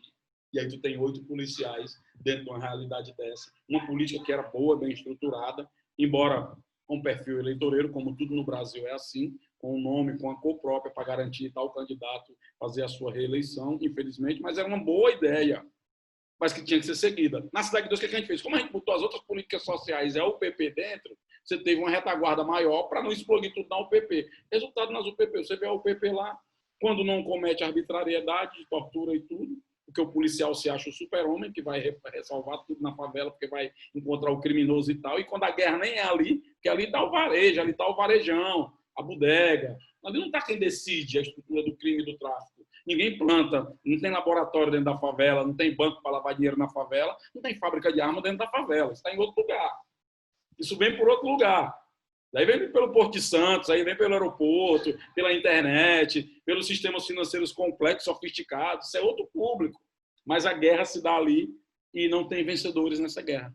Porque na medida que você põe uma política boa num ambiente degradado, vai perder os policiais que vão morrer ou vão se corromper, ou vão ficar omissos também, que é a mesma coisa. E você vai ter a comunidade com mais ódio da polícia e a polícia com mais ódio da comunidade. Então, essa política, quando eu converso com o governador, eu digo, não incentivem isso. Vocês vão pegar meninos que fizeram um pequeno furto, vão para dentro desses negócios, vão sair de uma facção, porque ele vai passar 6, 7 meses, 1 ano lá dentro, não é possível que ele não troque nem telefone. Para que nós estamos financiando isso? Caríssimo, inclusive é caro essa política. Então, assim, são coisas mais complexas, a gente precisa o plano de transição. E aí o plano de transição precisa agora a gente baixar e ver assim, o que foi bom em todas as áreas. Isso, traz. O que foi ruim? Fecha a porta, deixa lá fora. Ah, mas aqui nós temos oposição. Paciência. Ah, mas aqui nós temos consenso. Foco nisso aqui. Aqui temos boas ideias. Vamos testar. Tem que ter um grupo na sociedade que capitaneie um processo, porque hoje a sociedade, ela fica, o brasileiro é muito assim, um sentimento de sempre alguém vai dar um jeito na nossa vida. Não, dessa vez não tem mais jeito. Já estourou essa coisa de herói. Herói de qualquer cor, seja quem for, de qualquer lugar. Personalismo, populista, isso também já deu. Ninguém vai salvar a gente. É a gente mesmo, gente. Tem que sair de casa. Não tem jeito, tem que sair, tem que participar. A democracia tem um preço. Ela cobra caro, é a participação. Se a gente não participa, não dá para reclamar depois que alguém passou a perna nos nossos interesses. Então precisa agora, porque tem uma briga enorme aí fora, o protagonismo. Mas a gente quer um projeto que mude e faça a transição para o Brasil realmente se reconhecer ou ser uma nação. Porque o que tem aí é um amontoado de mágoa e desigualdade que não leva para lugar nenhum. Zezé, a tua clareza aí é impressionante, a tua eloquência, né? Quer dizer, o teu mapa está feito, acho que você até sabe qual é o caminho da transição. Eu tenho uma esperança, né, em razão desse momento de trevas que a gente vive da política, que as pessoas de bem, que os grupos de bem se reúnam, né? A gente esteve lá, inclusive, na OAB, começando o movimento pró-democracia. Eu queria passar a palavra para a Raquel, para ela fazer um fechamento, uma consideração. Eu vi ela comentando, vibrando com várias falas tuas aí, então eu queria passar a palavra para ela. Obrigada, Thiago. Estava vibrando mesmo, foi muito bacana ouvir o Preto Zezé. A gente compartilha muitas crenças, viu, Preto Zezé? É muito bacana estar aqui com você. Então, assim, minhas considerações finais são as seguintes. Em primeiríssimo lugar, uma saudação especial, né, a esses 59 anos da advocacia Rui de Melo Miller. Poucas advocacias chegaram a tanto e com tanta qualidade. Parabéns, Thiago, parabéns, Lucas, porque vocês fazem parte da história do direito aduaneiro no país, né? Uma atuação na área empresarial referencial, e a prova de que vocês se reinventam e de que vocês têm sensibilidade, o que explica esses 59 anos porque usando aqui as lições do Charles Darwin, as espécies sobreviventes são aquelas que mais rapidamente se adaptam às mudanças. Vocês têm a sensibilidade de trazer, num evento de comemoração dos 59 anos da advocacia, Rui de Melo Miller, vocês têm a felicidade e a coragem de trazer um tema para a pauta, que é o tema do racismo estrutural, que é chamar pessoas para conversar a respeito de um tema que não é um tema fácil, Preto Zezé? Quando a gente fala de racismo, quando a gente fala de machismo, quando a gente fala de patrimonialismo, a gente fala de temas que são temas complicados, porque eles são temas que são culturalizados, A sociedade absorveu isso ao longo de, não é nem de décadas, É de séculos, no caso do racismo, e de milênios, no caso da desigualdade de gênero, Porque isso remonta à época da Pedra Lascada. Então, é sempre difícil falar de temas estruturais e de temas culturalmente muito arraigados. Então, parabéns, em primeiro lugar, pela decisão corajosa de escolher esse tema, que é um tema fundamental para o Brasil ser passado a limpo e ser corrigido de uma vez por todas, que é o problema do racismo estrutural, que coloca à margem dos espaços de poder e decisão 56% da população brasileira. Aliás, eu tenho dito que é um equívoco, quando a gente vai pensar o Brasil no presente e no futuro, seja porque nós estamos num cargo em que temos que pensar sobre políticas públicas, seja porque estamos à frente de ONGs, Eu tenho uma participação bastante ativa no terceiro setor, paralelamente à minha profissão, ao meu exercício profissional, eu sempre atuei bastante no terceiro setor. É um equívoco se em duas questões não forem, aliás, 3 questões não forem levadas obrigatoriamente em conjunto com qualquer pauta. Uma delas é a questão da imperiosa necessidade de se fazer equidade racial no país. A outra questão é a equalização entre gêneros.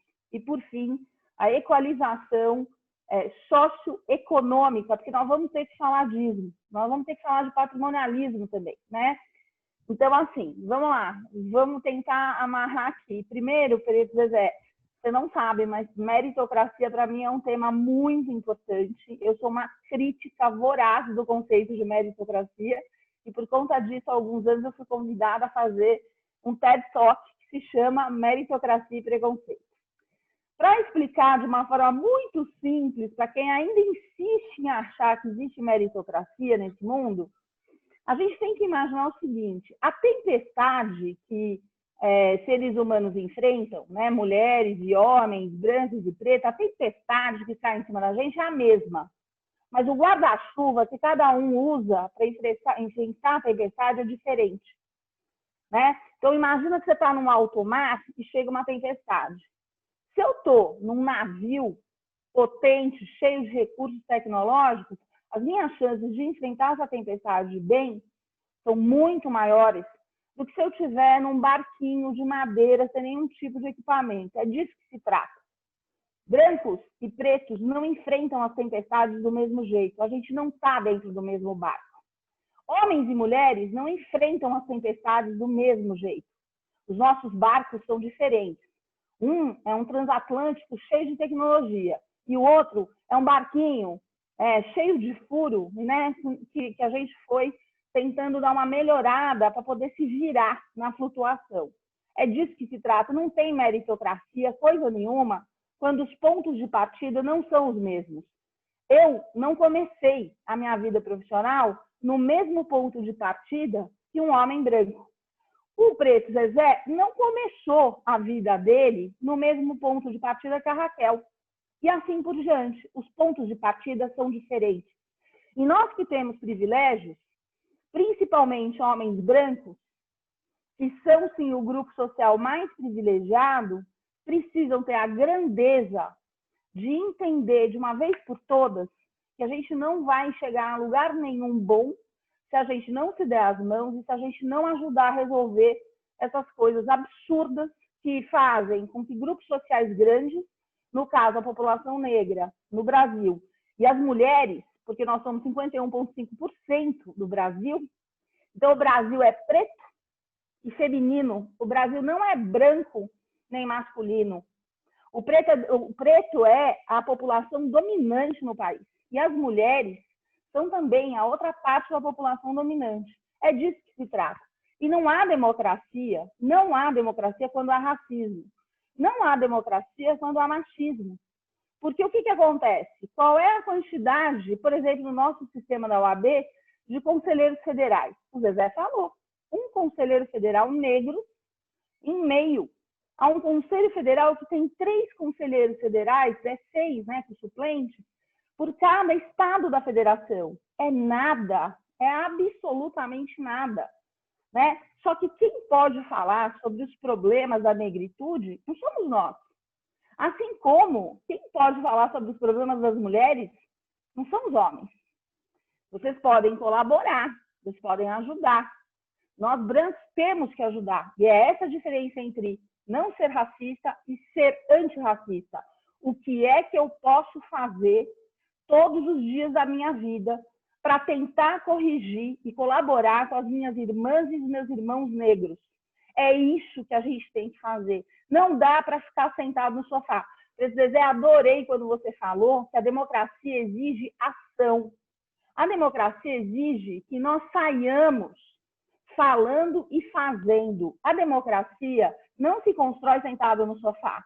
A democracia se constrói tendo uma atitude condizente com a humanidade, cobrando atitudes condizentes dos nossos governantes, e não é uma questão de partido, é uma questão de postura. Não tem cabimento, não existe justificativa para posturas inadequadas no exercício de funções que têm responsabilidade com interesses públicos e coletivos. É disso que se trata.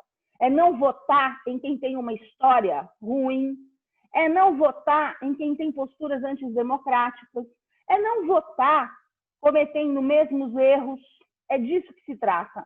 Né? Então, Zezé, eu queria comentar com você um outro aspecto que você falou que é bem importante, que é a questão da tributação e da exclusão. Né? Esse é um tema que eu particularmente gosto muito, a minha especialidade é direito tributário, né? E eu mexo muito nessa zona fronteiriça entre o direito e a economia. E sim, Zezé, o problema é gravíssimo, porque no Brasil a gente escolheu um modelo de tributação completamente equivocado, em que quem paga a conta, a maior parte da conta é a população que menos pode pagar, é a população que tem menos capacidade contributiva. Sabe por quê? Porque no Brasil, a maior parte da arrecadação tributária hoje é a arrecadação que se faz com a tributação do consumo. Uma pessoa que ganha R$ 1.200, R$ 1.500, R$ 2.000, ela vai gastar de que maneira esse salário? Ela vai guardar grande parte dessa remuneração numa conta de aplicação financeira? Não. Essa pessoa vai consumir. Ela vai comprar arroz, ela vai comprar feijão, ela vai comprar óleo, ela vai comprar leite, ela vai comprar pão. O dinheiro que ela recebe, a massa assalariada, né, do Brasil, ela gasta basicamente todos os recursos que ganha na sua sobrevivência. Ela compra bens de consumo e principalmente bens que são alimentos, roupas, né, bens essenciais. Então, ela paga, junto com tudo que ela compra, ICMS, IPI. Ela paga PIS e COFINS, que são tributos que incidem sobre o nosso consumo. Está errado, porque nós, ao tributarmos consumo, ao tributarmos também outra coisa muito errada do sistema tributário brasileiro, que é a tributação em cima da folha de pagamentos. Nós estamos desincentivando que as empresas mantenham massa trabalhadora registrada, porque o nosso imposto, a nossa contribuição previdenciária sobre salário é um equívoco estratégico, que, aliás, nem é feita em outros países, ou se feita em alíquotas muito menores. Então, o sistema tributário brasileiro ele está equivocado. Ele precisa ser corrigido para que ele reflita, de fato, uma política pública de favorecimento da mão de obra empregada e de favorecimento do consumo, para que a gente tenha giro econômico, né? E não o contrário. Então, Preto Zezé, de fato, falar de economia, falar de direito é falar de poder e falar de manutenção de estruturas equivocadas. Nós, de fato, temos um baixíssimo retorno social do tributo no Brasil. E isso é outro problema, um problema de direito financeiro muito sério. E a gente precisa ter a coragem de falar isso. E aí, Preto Zezé, uma outra coisa que você falou, que eu sou super a favor e que eu apoio da forma como eu posso apoiar, é a questão da subrepresentação de grandes grupos demográficos no cenário da política. Ora, se a população brasileira é 56% da população do país, se 51,5% da população brasileira é composta por mulheres, e a democracia, segundo Abraham Lincoln, na sua frase célebre, dizia que a democracia é o governo do povo, para o povo e pelo povo, eu queria que alguém me explicasse qual é a justificativa para que em 2020 a gente não tenha quase participação da população negra no legislativo brasileiro, nem no Senado, nem na Câmara dos Deputados, mas também nas assembleias legislativas estaduais e nas câmaras dos vereadores. E, aliás, assim, a mesma pergunta tem que ser feita com relação às mulheres. Nós somos 15% da totalidade hoje de deputadas federais. E aí, Preto Zezé, eu vou te dar uma informação para você ver. Você falou, né, que o racismo no Brasil é super resistente. Tudo de mal no Brasil é super resistente, porque ele se reinventa para a manutenção de um grupo privilegiado que detém o poder há séculos. Né? Então, você vê, a Arábia Saudita instituiu o direito de voto para as mulheres só em 2011. No Brasil, supostamente, as mulheres têm o direito de votar desde 1932. A gente chega em 2020, nós mulheres, participando apenas 15% do parlamento, né, do Legislativo Federal. E na Arábia Saudita, que elas acabaram de começar a votar agora, elas já são 19,5%. Olha que esperto esse patriarcado brasileiro de manutenção das estruturas de poder. É disso que se trata e a gente precisa corrigir isso. E a gente só tem uma forma de corrigir, é tendo atitudes de conscientização, é ouvindo, e eu aprendi muito com você. Muito obrigada, Preto Zezé. Eu aprendo muito com você, eu aprendo muito com a Maria Silvia, a presidente do Instituto Gueledés, que eu tenho a honra de ter como amiga, e que preside a Comissão de Igualdade Racial da OAB São Paulo hoje, né, e que tem encontrado muita dificuldade, porque, afinal de contas, né, Preto Zezé, ninguém é racista. Se ninguém é racista, como é que pode explicar tudo isso que acontece? O problema é que nós todas e todos somos racistas. E Preto Zezé, você tocou num ferimento que dói muito. Dói para vocês e dói para a gente, para as mulheres também. Você estava tocando no ferimento da população negra, que também acaba funcionando em favor da própria manutenção do racismo. Assim como as mulheres, muitas mulheres, acabam funcionando em favor da manutenção do machismo. E aí, Preto Zezé, eu lembrei de uma frase da Simone de Beauvoir, que eu acho que é uma das mais fantásticas frases dela. Não é talvez a mais conhecida, mas eu acho que é uma das mais fantásticas. A Simone de Beauvoir dizia, né, e diz, porque o seu livro ficou para toda a eternidade, que o opressor ele não seria tão forte se ele não tivesse cúmplices entre os próprios oprimidos. Esse é o problema. Quando a questão é estrutural, homens e mulheres são machistas. Pretos e brancos são racistas, de alguma maneira. E lutar contra isso é muito difícil. Até porque, para poder transformar, a primeira providência que a gente tem que tomar é se autoconscientizar do que nós somos. E é muito difícil a gente olhar para dentro de si mesmo e descobrir que lá no fundo tem uma parte da Raquel que tem lá um lado bem machista ainda, que precisa ser desconstruído. E tem uma parte da Raquel que talvez seja racista, e ela será, não porque ela quer, mas porque, infelizmente, ela foi afetadíssima. Então, eu preciso olhar para isso e tentar me modificar com humildade. Muito obrigada, Preto Zezé, por me ensinar a estar mais atenta e a ter mais cautela e mais cuidado e a não me calar e a tentar colaborar do alto do meu privilégio, que não é tão grande quanto o do Thiago e do Lucas, mas é maior do que o teu. E a responsabilidade é minha também.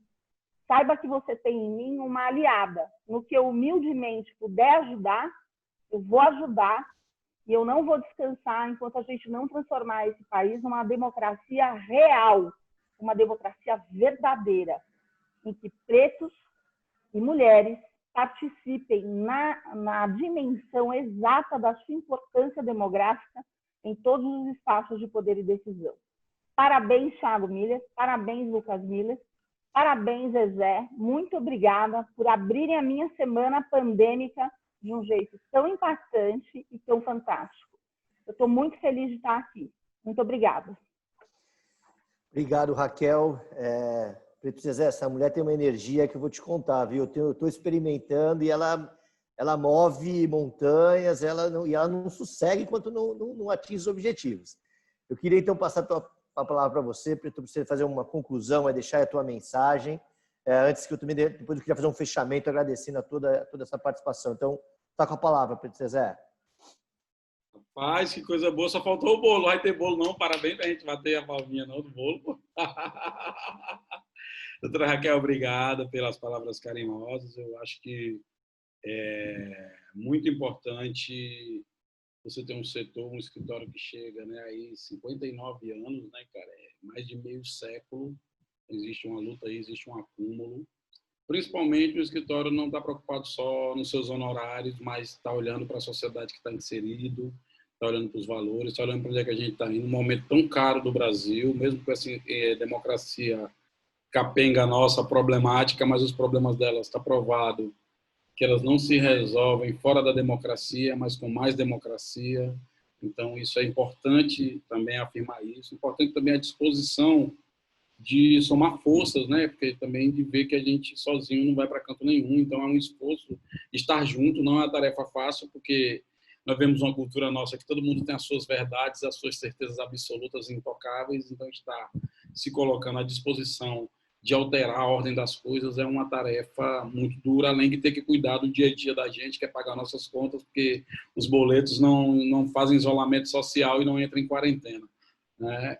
Então, muito importante isso. E contar assim, com essa diversidade de pessoas que, embora nem estejam vivendo a problemática, mas têm compromisso. É isso que eu tenho falado com meus amigos do movimento, que o momento agora não é da gente ficar uma lógica de acerto de contas, vingativas, rancorosas. Isso não tem a ver com não se indignar, com não achar que tem problemas, que as pessoas também não devem fazer autocrítica, não tem a ver com isso, mas de a gente focar no que pode ser colaborado. Eu fui para uma reunião semana passada com empresários e agências de publicidade que têm grandes contas de ministros, de empresas privadas e tal. A gente montar uma campanha, porque assim, nós vamos para um número talvez muito ruim na economia de 2 dígitos de recessão, primeira vez. Nós vamos para um desemprego que talvez chegue a 25 bilhões de pessoas. Nós vamos ter em torno de 65 milhões de pessoas, segundo estudos, num quadro razoável, se é que pode dizer isso, de pessoas passando literalmente fome, necessidades básicas. Então, nós temos que desencadear um grande mutirão de colaboração com isso. E eu conversava com todo mundo, mas o que eu posso fazer? O que eu posso fazer? Às vezes você não pode fazer você mesmo, mas a rede que você ativa, eu acho que a gente tem que começar a pensar agora assim, pensar 360 graus. Então, assim, se uma agência, ela tem lá, sei lá, uma agência tinha lá a Mantiqueira, que era de ovo, que é do Pedro Paulo Diniz, a outra tinha acesso a alguém da JBS, o outro tinha aquele carro, o outro tinha... Assim, começou a ativar essas redes, e de repente nós tínhamos um pool ali de grandes players empresariais que garantiram, por exemplo, a gente fazer esse trabalho que a gente está fazendo no Brasil, onde eu tenho desde a Volvo até o Extra. Eu tenho uma agência de publicidade, eu tenho um supermercado, eu tenho... Agora entrou a ReHap de brinquedo, entrou a Riachuelo, então entrou uma diversidade enorme de colaboradores que queriam fazer colaborações em escala, ou às vezes pontuais, porque algumas empresas estão mais numa cidade e outras menos, né? E que chegasse às pessoas que precisavam. E as pessoas que precisavam de um canal aonde ela chegasse e sua emergência fosse atendida imediatamente. Daí, quando a gente montou essa rede da CUFA, que a gente já está há 20 anos, mas a gente teve que fazer a nossa reversão da matriz de atuação. As empresas chamam de reversão da matriz produtiva. Nós tivemos que repensar e construir uma interface entre essas grandes empresas e as pessoas que precisam urgentemente. E aconteceu que a CUFA ganhou essa visibilidade enorme com esse programa Mãe da Favela, que é o programa estrutural para as mulheres que estão na favela, que a favela será mais atingida pelo Covid, mas as mulheres serão mais, principalmente as mães solteiras, que estão com filho e com idosos em casa. E quando eu ponho dinheiro na mão dessas mulheres, eu ativo a economia local, eu aumento o engajamento dela nas questões, ela protege criança, protege idoso, e você melhora todo o ambiente daquele lugar. Então, assim, acabamos virando isso. Mais de 5 mil favelas articuladas. Então, as pessoas perguntam como pode ajudar. Tem milhares de formas de ajudar e muitas vezes não está só em você. Está principalmente na rede que você tem. E é óbvio que nós não vamos defender que a gente resolva os problemas, até porque nós defendemos a substituição do Estado ao ausente do Estado. Pelo contrário, o Estado tem que cumprir as suas responsabilidades, até porque a gente paga para isso. Ele recolhe receita da gente. Ele tem que dar resposta para a sociedade. Mas, ao mesmo tempo, eu tenho aí uma rede de pessoas que, embora a gente não possa ajudar todo mundo, mas todo mundo pode ajudar alguém. Então, é como é que eu penso aqui no meu e no network que eu atinjo, que eu posso trazer ao próximo parceiros que muitas vezes estão querendo fazer, mas não sabem como, porque essa é uma outra questão. Há uma disposição, há um reconhecimento e revisão de valores, mas há também um assim, cara, como é que eu faço? Porque eu vejo boa vontade, mas eu vejo também esse conhecimento. E é óbvio que eu digo isso também, porque assim, eu sou um cara que lavava carro. Quando eu chego num debate que o cara começa a falar para mim business plan, compliance e coisa e tal, eu falei, que porra esses caras estão falando, bicho? Eu estou no favelês, esses caras estão no outro planeta. Então, como é que eu vou traduzir essa porra? Então, eu tenho que ser meu poliglota para trazer isso por meio de campo, em que a gente construa ali uma possibilidade de uma pactuação real. Porque muita gente fica falando assim, como é que constitui? Eu vejo agora as esquerdas de uma união, a frente ampla, não sei o quê. Gente, as uniões acontecem quando tem objetivos comuns na pauta, elas que nos unem. E no processo nós vamos ficando mais íntimos, vamos reconhecendo nossas fragilidades, nossos limites, as possibilidades também, as potências que residem entre nós, e se descobrindo. A gente tem que ter um pouco de paciência, o clima está muito agitado, muito corre-corre, alguém tem que parar para pensar. Alguém tem que parar para olhar ao redor, olhar o jogo. Peraí, baixa a bola, peraí, como é que nós estamos? Então aqui a posição é essa, o time é esse. Para o jogo, vai, toma uma água, chama o técnico, todo mundo. Gente, pelo amor de Deus, calma, o jogo é esse aqui, o jogo é de vários, são vários jogos, o campeonato é de várias etapas e várias temporadas, entendeu? Então, assim, essa tranquilidade, porque o clima também vai levando a gente com angústia, com imobilismo, o clima de ódio, ele meio que neutraliza, ele enfraquece. Por isso que eu digo, outras frequências. Onde quer que tem gente querendo ajudar, é para ali que eu vou. Como vai ajudar, nós vamos descobrir junto. Não precisa também, ninguém tem fórmulas mágicas. Né? Eu vou ter uma coisa com a realidade, mas você está aí numa advocacia aduaneira, porra, Zé, mas eu tenho aqui um monte de parceiros. Como é que a gente faz aqui em Santos mesmo, na favela de Santos, que a CUFA está aí? Vamos pensar uma coisa, com nossos parceiros aqui do Porto, o cara tem aqui um monte de brinquedos, sei lá, o outro cliente, ele cuida de transporte de carga, vocês têm aí carga, mas não pode, porque assim, chega um monte de comida para a gente, e eu tenho que levar essa coisa, todo mundo pensa na ação, mas não pensa na logística. Então, eu tenho uma logística para fazer me chegar. Só para ter ideia, hoje a CUFA conseguiu atingir 3,5 milhões de pessoas. Se eu multiplico por 4, vai uma média de 12 milhões de pessoas.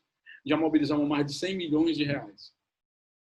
Então, assim, é um negócio... Então, isso acabou virando uma referência nesse tempo de guerra, de uma logística em tempo de guerra, de emergência. Que nós queremos que permaneça como um movimento permanente, não como um movimento pontual. Até porque a gente vai querer ter relações com essas empresas depois para discutir a retomada da economia que foi destruída nesses territórios. Até porque eu quero continuar a relação com esses parceiros privados que vão estar junto dentro desses territórios, pensando coisa, pensando business, pensando em empregabilidade, pensando na economia, pensando tudo junto direito, não precisa separar nada. E nenhuma agenda é rival da outra, ou concorrente, ou oposição. Pelo contrário, o desafio é encontrar sintonias. Esse é o nosso desafio agora e fico feliz de, no aniversário desse escritório aí, que carregar um negócio, 59 anos, não é qualquer coisa, não são 59 dias.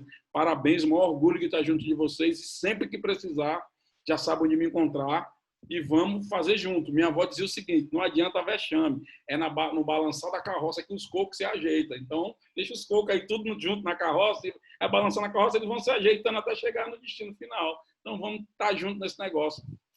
E muito obrigado pelo convite e pela essa manhã tão boa, tão energizante. A gente está tendo de energias boas. Obrigado. E parabéns para vocês nessa data querida.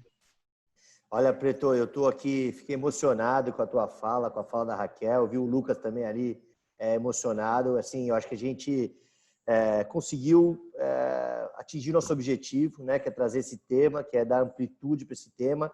Isso também nos compromete, né? Isso é muito importante. Na hora que a gente divide isso com o nosso time, a gente tem aí 12 sócios, 60 pessoas envolvidas em toda a nossa operação. Hoje também é uma data querida que a gente está trazendo aí agora de forma pública, que o Matheus Miller, que é o terceiro membro da família, e mais um sócio que se junta aí aos outros 12, volta a fazer parte, né, do nosso dia a dia, volta a fazer parte do nosso time, vai entrar numa área aí de uma negociação sindical, né, algo que ele vem com experiência aí, e esse momento vai ser um momento muito rico disso, né, porque realmente a economia está destroçada. Recentemente eu li uma entrevista que o meu Deus, qual é o nome dele?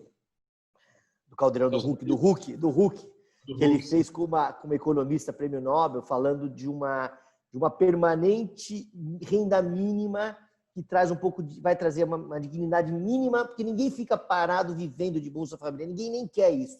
Todo mundo quer trabalhar, todo mundo quer, né, poder crescer. Né? E eu acho que isso fez muito sentido, né? Que é você criar uma mínima permanente para você poder ativar aí a economia. Então, eu espero que a gente realmente saia. Eu vou atrás da CUFA Santos, eu vou conversar com o Lucas para a gente, né, poder trazer para o nosso mundo, que a gente tem uma turma jovem com a gente, que tem uma energia aí, a gente está sempre fazendo campanhas aí sociais.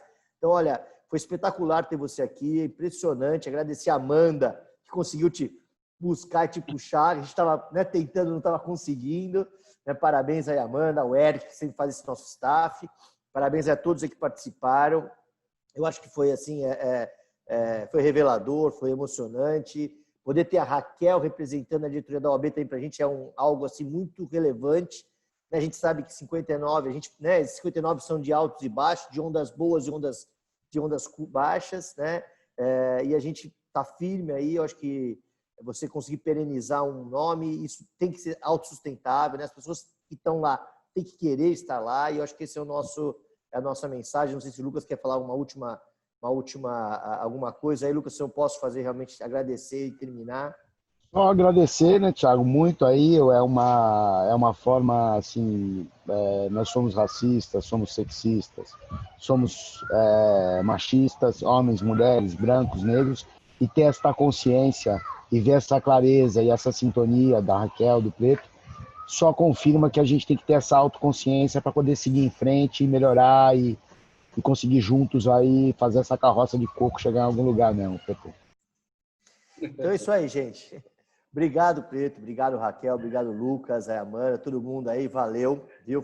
Adorei a carroça dos cocos, Preto Zezé. E, Preto, a gente sempre deixa gravado, a gente coloca isso aí nas mídias sociais também, para isso poder ter uma repercussão. Nem todo mundo pode estar nesse horário, né, participando. Então, assim, a tua voz aí vai chegar aí, que essa é um pouco a nossa ideia, né? Quer dizer, a tua voz está penetrando esse nosso mundo, porque é esse mundo de privilégios, né, fechado nele mesmo, né?